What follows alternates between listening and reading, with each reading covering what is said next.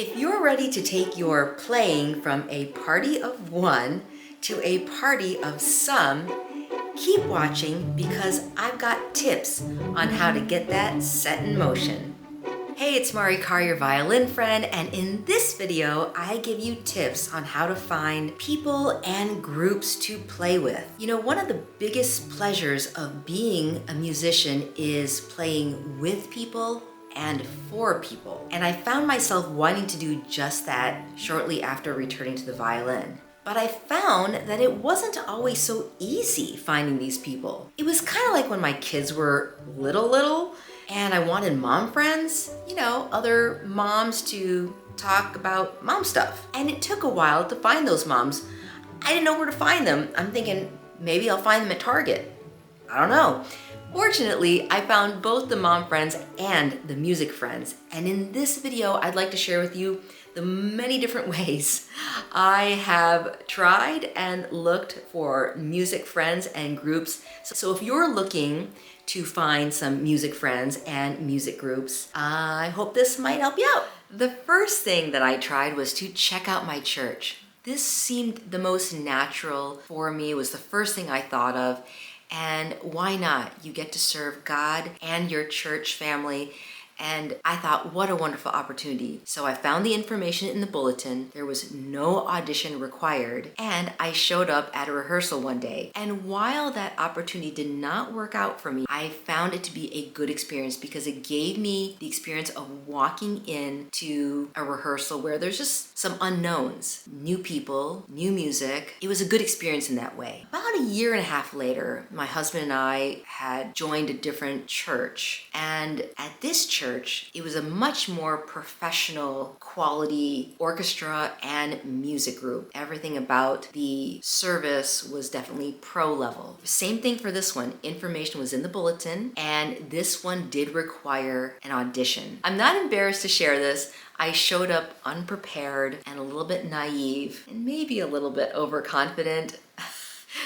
And well, let's just say the conductor kindly said that I should go take lessons for about 6 months and come back and re-audition. That was a good experience because one, it taught me how to handle rejection, and two, it was definitely a catalyst to go and get lessons because I think at that point I realized that I wasn't going to get out of my rusty stage and to improve without the help of a teacher. Both church groups were wonderful experiences and I learned a lot, and I do recommend check out your church group and see what music opportunities are available. The second thing that I tried was a website called meetup.com. It's also available as an app. Now, this is not a sponsored video. This is just something I tried many years ago. Now, meetup.com is a platform to connect with like-minded people in your area. So in my case, I logged in and found a chamber music meetup, and I show up one rainy Saturday to this group, and I was surrounded by a lot of amazing string players who were much more advanced than myself. I did struggle through some of the sight reading, but nevertheless, I enjoyed being with other people playing this beautiful music. Now, although I did not continue doing the meetup, it was a great experience because one, it reinforced to me that I've got some more work to do to get this rustiness out of me, and I've got some work to do in order to get to that level where I can play pieces that they were playing. But I really enjoyed being with this group of people who were playing beautiful music and had this shared interest. This only encouraged me to continue looking for the right ensemble for me. Number 3, I joined a group called AMSF, the Adult Music Student Forum. AMSF is what led me to meeting with my current quartet. AMSF is an organization that hosts regular recitals and other performance opportunities for adult amateurs. I found our group to be mostly pianists and string players. And it was at an AMSF recital where I played as a soloist that I met up with a trio who invited me to become a quartet. And so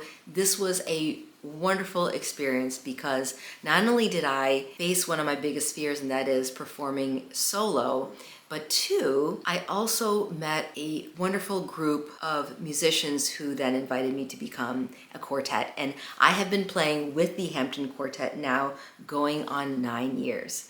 And so check out AMSF or an organization similar to that in your area for opportunities to perform as an adult amateur.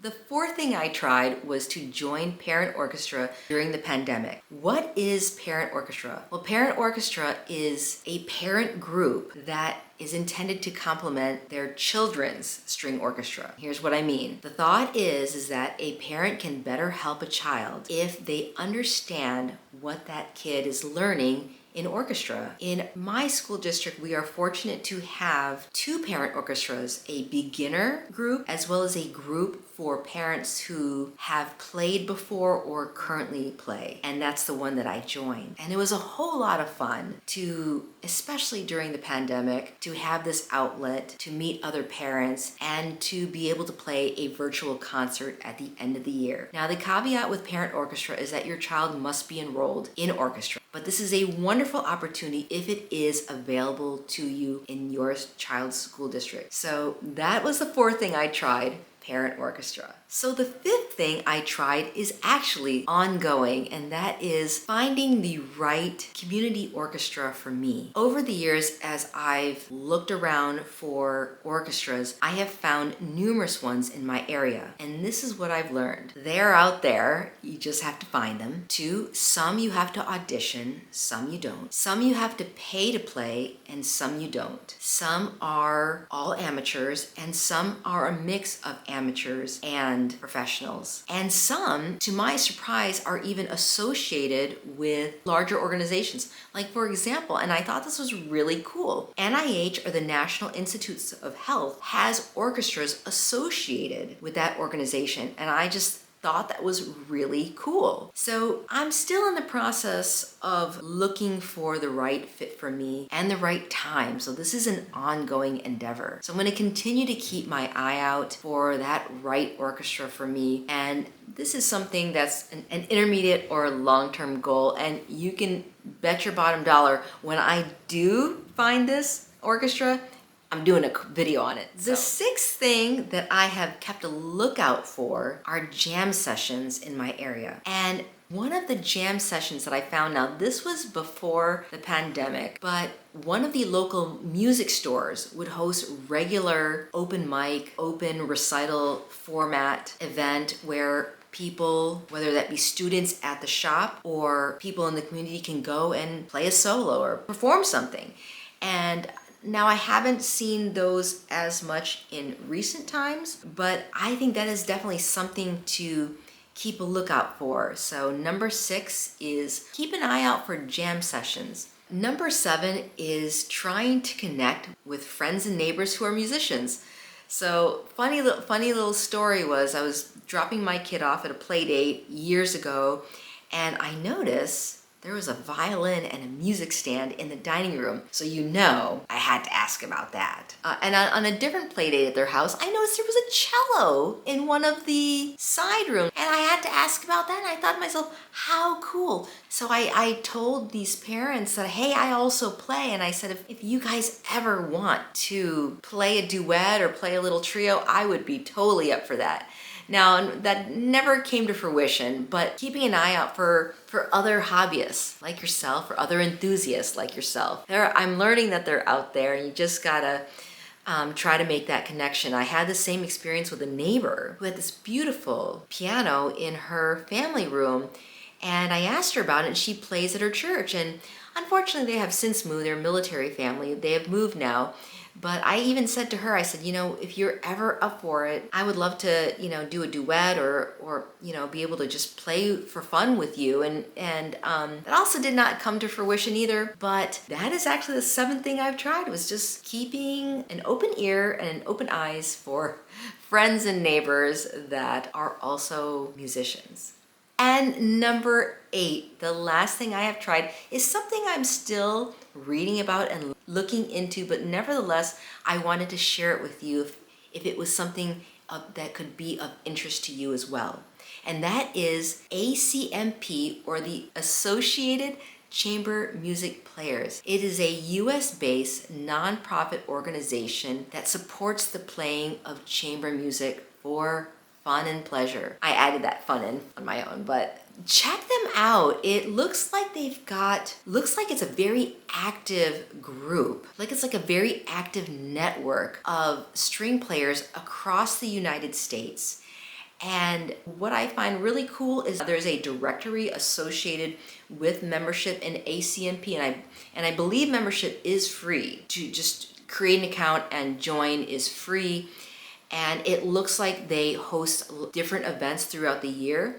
But I thought it was really cool as I just quickly scrolled through the directory that there are a lot of people in my area. They're also on the same mission of trying to find other people that play. So this is something I'm still looking at, ACMP, or the Associated Chamber Music Players. So that is it. Those are the 8 things that I have tried or am trying in order to find music friends and ensembles to play and perform with. Like many things in playing, this is an ongoing endeavor, and I would love to hear how you have found your musical friends. These 8 things by no means are the only ways to do it, so I would love to learn from you. Comment down below on how you found your musical group. So that is it for today. I hope this helped you out. I hope it gave you encouragement. If you're looking for people and groups to play with, I hope this gave you some great ideas. That is it. Until my next video, I will talk to you soon. Bye-bye.